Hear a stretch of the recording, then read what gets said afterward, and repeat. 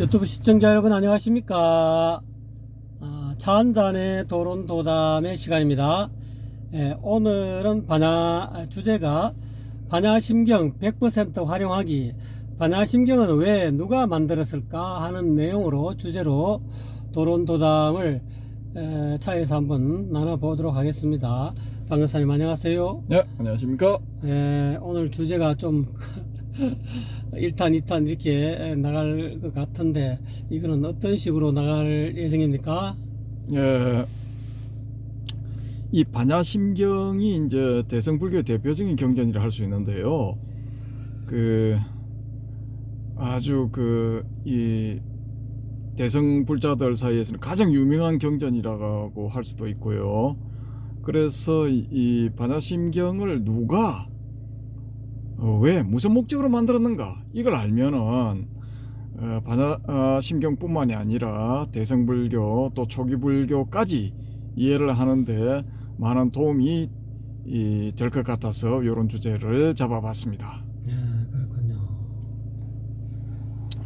이게 우리가 이제 대성경전이라 하는 경전은요, 대성불교의 경전들은 어떤 문제가 있느냐 하면은 과연 이 대성불교 경전의 내용이 이 석가모니 부처님이 직접 말씀하신 내용인가 아닌가, 그 문제가 있거든요. 왜냐하면은 이 대성경전이 나온 시기는 석가모니 불이 열반하신 뒤에 한 400년 내지 500년 지난 다음에 이 경전들이 다 나왔단 말입니다. 그러면은 그 시간 차이가 뭐 4, 50년도 아니고 사실상 뭐 한 70년에서 120년 정도 차이를 갖는 소위 말하는 신약 성경, 신약 성서 내 부분도 예수님의 직접 말씀이냐 아니냐 이 문제 가지고 막 갑론을박이 상당히 심하게 이렇게 벌어지는 그런 경우도 있거든요. 그런데 이건 뭐 70년에서 120년 이런 게 아니고 아예 그냥 뭐 400에서 400년 뒤나 500년 뒤에 이 경전들이 출현을 하니까 이걸 과연 석가모니 부처님의 이 가르침으로 봐야 되느냐 아니면은 다른 누군가가 만든 것으로 봐야 되느냐, 이 문제가 자연히 생길 수밖에 없는 것이죠. 그래서 저도 이제 제가 보기에도 이건 뭐 누군가가 석가모니 불이 열반하신 뒤에 한 400년 내지 500년 정도 지난 뒤에 누군가가 혹은 어떤 집단이 이 대성경전들을 다 만들었을 거라고 보거든요. 그래서 소위 말하는 위경, 가짜 경전, 그러니까 불교의 경전이 아니고 정경이 아닌 가짜 경전 혹은 사이비 경전, 뭐 그런 계열에 들어간다고 할 수가 있습니다. 저도 그건 뭐 인정을 하거든요. 인정을 하고, 그런 측면에서 보면은 반야심경 역시 뭐 그런 종류의 경전이지 않을까라고 이렇게 주장을 하시면은 뭐 그건 가능성이 충분히 있다고 보고요. 그런데 문제는 이제 반야심경을 만든 사람들이 어떤 사람들이고 무슨 목적으로 만들었느냐, 이걸 가지고 이제 따져보면은 이야기가 조금 달라집니다. 그래서 이제 반야심경 같은 경우에는 이 내용을 살펴보면은 초기 불교의 핵심 교설들을 부정 내지 이 비판적인 입장에 서서 이 경전의 내용을 전개를 하고 있거든요. 그런 측면을 고려를 하면은 이 반야심경을 만든 사람들은 초기 불교의 핵심 교설들을 인정을 하지 않는다라는 것이죠. 어떤 점에서 인정을 하지 않느냐 하면은 그런 교설들을 의지를 해서 수행을 할 경우에 열반에 도달하지 못한다고 본 것입니다. 이 반야심경의 저자 혹은 반야심경을 만든 집단의 사고에 의할 것 같으면은 그런 경전, 그런 내용, 초기 불교의 그런 핵심적인 교리를 열심히 연구를 해봤자 열반에는 도저히 갈 수가 없다, 라고 이렇게 본 것이죠. 그러면은 과연 이 사람들의 목적이 그것 한 가지였겠느냐? 그런 초기 불교 교설들을 열심히 수련을 하고 수행을 하고 열심히 연구를 해봤자 열반에 도달할 수 없다라는 것을 알리기 위한 그런 한 가지 목적에 의해서 이 경전을 만들었느냐 하면은 그건 또 아니거든요. 이 사람들은 이제 그 초기 불교의 그런 교설들을 가지고는 열반에 갈 수가 없다라고 주장을 함과 동시에 자기가 제시하는 방법, 이 방법에 의할 것 같으면은 이 방법을 따르고 이 방법에 의해서 수행을 하고 이 방법을 연구를 할 것 같으면은 틀림없이 이 열반에 도달한다라고 주장을 하는 것이죠. 그래서 그 두 가지 목적을 가지고 이 사람들이 혹은 이 집단이 어떤 특정한 집단이 이 반야심경을 만들었다라고 저는 보고 있습니다. 그렇군요. 상당히 신빙성이 있습니다. 예, 그래서 일단은 이제 석가모니불의 직접 하신 말씀은 아니고요. 저도 그건 아닌 걸로 보는데, 문제는 뭐냐 하면은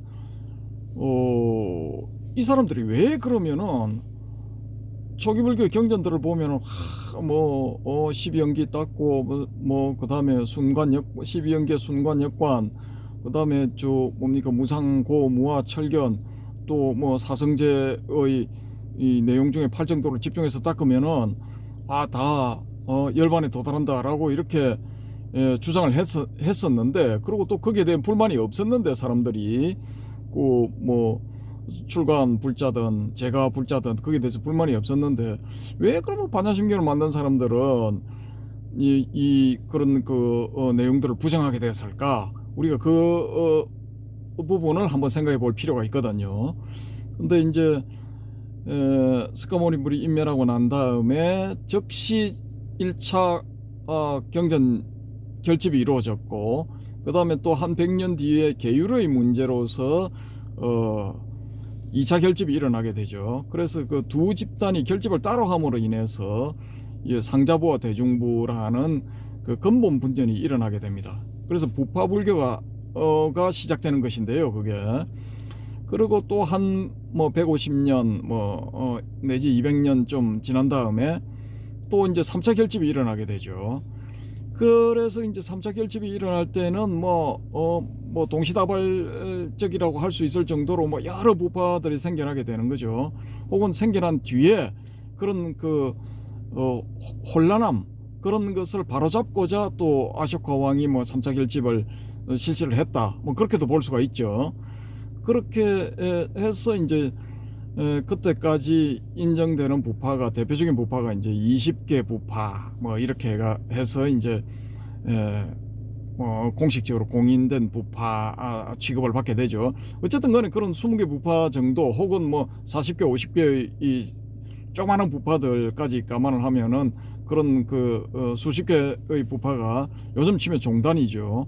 그런 수십 개 종단 내지 부파가 난립하게 되니까 이 사람들이 그 경쟁에서 이제 우위를 점하기 위해서 이 자기 종단 혹은 자파의 그런 주장을 강화시키기 위해서 아주 연구에 몰두하고 또 그 결과물들을 마구마구 내놓거든요. 그래서 그 경전에 대한 주석서 이런 것들도 막 쏟아져 나오죠. 그렇게 해서 그 연구를 하다 보니까 이게 전문성을 띠게 된 겁니다. 전문성을 띠게 됐고, 우수한 두뇌의 그 인재들을 서로 영입을 해서 자파의 교리를 가르치고 또 그 교리들을 더 발전을 시키는 방향으로 나가고 그런 경쟁이 자연스럽게 일어나지 않았겠습니까? 그런 것을 감안을 하면은 이 반야심경이 나올 때 그때 당시의 이런 이 교설들, 이 핵심 교설들은 이미 너무 이게 정형화되고 학문적인 경향이 너무 강해지게 됐고, 소위 말하는 현학적인 그런 내용들이 되어버렸다라는 것이죠. 그러니까 이런 내용을 배우려면은 1차적으로 문자를 알아야 됩니다. 문자를 알아야 되고 산스크리트를 하든지 발리를 하든지 문자를 알아야 되는 것이고, 2차적으로는 그 현란한 교설들을 다 흡수해서 이해를 할 만한 그런 이해력이 있어야 된다는 거죠. 또 거기에 대해서 기억력도 있어야 되고, 그걸 기억할 만한 내용들을 기억할 만한 기억력, 이해력, 또 고도의 집중력, 뭐 이런 것도 있어야 된다는 거죠. 근데 그런 걸 다 갖출 수 있는 사람들은 극소수겠죠. 소위 말하는 엘리트들, 뭐 지적 능력이 뛰어난 사람들, 그런 사람들만 이제 하게 되는 것이죠. 이 불교 공부를, 불교의 교설들을 그런 사람들만 하게 되니까, 일반인들은 그러면은 열반에 갈 수 있는 방법이 사라져 버린 거예요. 일반인들은 어떻게 열반에 도달합니까? 이거 그런 깊은 집중력도 없고 이해력도 없고, 또 문자도 모르는 이런 사람들, 또 더 나아가서 시간이 없는 사람들도 많이 있을 거란 말입니다.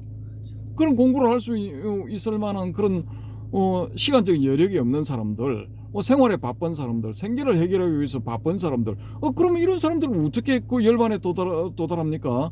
석가모니별 당시에는 아니 장로계를 읊으면서 아란이 된 사람이 500명, 장론 2개 하면서 또 500명, 좀 적다는 케이스도 있습니다만은, 또 신자들 중에서 우바세 남자 신자 중에서 또 500명, 우바이 여자 신자 중에서 또 500명, 이런 식으로 아란이 된 사람들이 막 나왔단 말입니다. 그런데 부파불교 할 때는 그런 게 안 되는 거예요. 최소한 일반 신자들은 그걸 못하는 겁니다. 못하는 거. 교리들이 너무 전문성을 띠다 보니까 이 사람들은 접근조차 할 수가 없는 거예요. 그럼 그 사람들은 어떻게 닭 쫓던 게 지붕 쳐다보면서 그냥 다음 생을 기약해야 되는 겁니까? 어떻게 해야 되는 겁니까? 상황이 이렇게 되다 보니까 여기에 불만을 가진 어떤 머리 좋은 집단들, 이런 사람들이 또 모이거나, 아니면은 혹은 또 한 명의 사람이, 뛰어난 두뇌를 가진 한 명의 사람이, 야 이건 뭔가 좀 잘못된 거다. 붓다가 석가모니불이 처음에 가르침을 펼 때는 아니 언어조차도 니들이 포교를 혹은 선교를 하러 간 그 지역의 언어를 사용해서 그 사람들을 교화해라, 그 사람들에게 가르침을 전파해라, 이렇게 되었는데, 지금은 그런 정신은 완전히 사라져 버렸다는 거죠. 그러니까 붓다의 그런 정신은 실용적이고, 또 어떻게 보면은 완전히 이거 융통성이 있는 거죠. 근데 지금은 실용적이도 않고 전혀 너무 전문화돼 버렸으니까 융통성도 없는 거예요. 무조건 좌파의 이론, 좌파의 교리, 그걸 배우질 않으면은 인정 못하겠다, 나가라, 다른 교파로 가든지 다른 종단으로 가든지, 우리 이 가르침을 그대로 따라오든지, 둘 중에 하나를 택해라, 이런 식이 되었을 가능성이 높다라는 거죠. 이런 상황에서는 그러면은 전혀 여건이 마련이 안 되는 그런 일반 신자들은 도대체 뭘 해야 됩니까? 어떻게 열반에 도달할 수가 없는 거예요, 이거는. 그러니까 이 반야심경을 만든 사람들이, 야 이렇게 가다가는 이거 불교 신자는 그냥 다 사라질 가능성이 있다. 저 소수의 집단만이 남아가지고 지들끼리만 저렇게 우리가 옳다 하고 너보다 우리가 뛰어나다 하고 자기들끼리 소규모 집단들끼리만 경쟁하는 그런 상황이 되어버리면, 이거는 불교 전체가 우물 안에 개구리 신세가 돼버리는 거죠. 이게 대중성도 전혀 없고, 생활 불교도 아니고, 이건 대중불교도 아니고, 이건 그냥 소수의 특권 집단의 전유물이 돼버리는 거죠, 불교가. 그러니까 그런 상황을 해결하기 위해서, 그런 상황을 해소시키기 위해서 나온 것이 반야심경이지 않을까. 그래서 반야심경에서는 자연스럽게 그 부파불교 집단들의 공통된 교리, 그 사람들이 공통적으로 내세우면서 강요하다시피 하는 그런 교리들, 혹은 자기들만 몰래 모여가지고 어느 소위 말하는 지금으로 치면은 대학 같은 그런 경우가 될 수가 있겠죠. 그런 상황에서 그런 전문적인 집단만 모여가지고 뭐 우리끼리만 이렇게 하고 우리끼리만 다음 세대로 전달하고 뭐 그렇게 되는 거죠.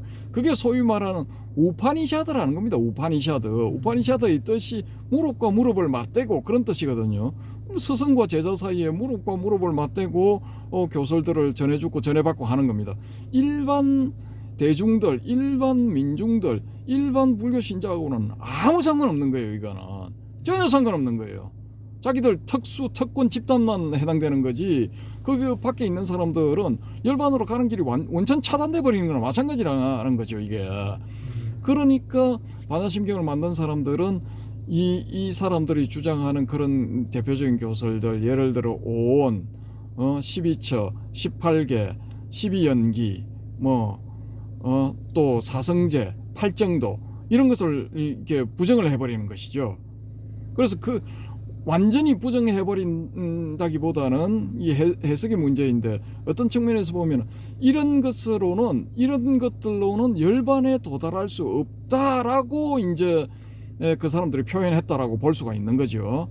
그렇게 해서 이런 것들은 뭐 공의 사상 속에서 공성 속에서 다 무화되다시피 하는 것이고 이 공성조차도 얻지를 못하는 그런 어떤 경지에 가야만이 이 열반을 얻을 수가 있다.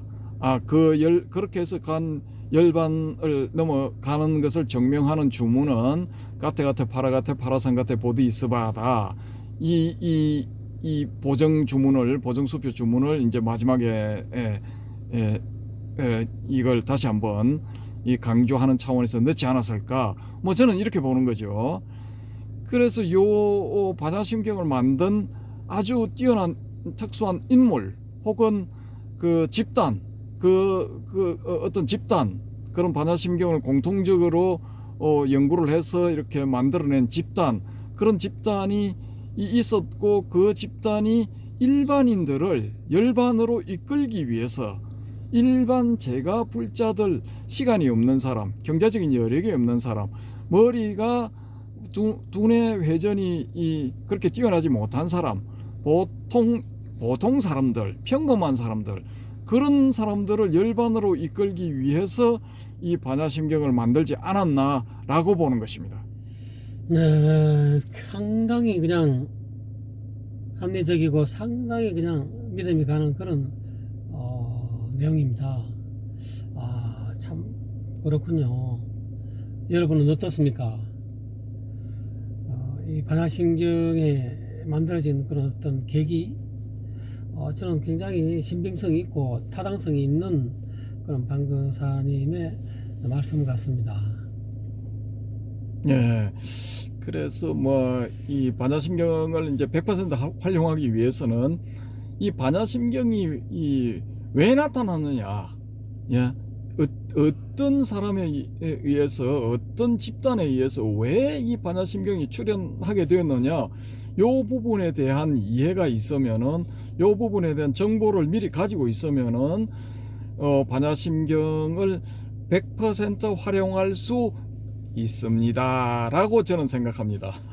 네, 감사합니다. 너무 일목요연하게 반야심경이 어떻게 해서 성립이 됐고 또 왜 나타나고 또 어떤 목적으로 반야심경이 500년 뒤에 400~500년 뒤에 나왔는지가 한눈에 확 들어오고 굉장히 신뢰가 갑니다. 이 독자 여러분 어떻습니까? 여러분 오늘 이 반야심경이 왜 어떻게 누가 어떤 목적으로 이렇게 만들었는가에 대해서 방거사님의 간단한 그런 소견을 여러분 들으셨습니다. 방거사님 수고하셨습니다. 감사합니다.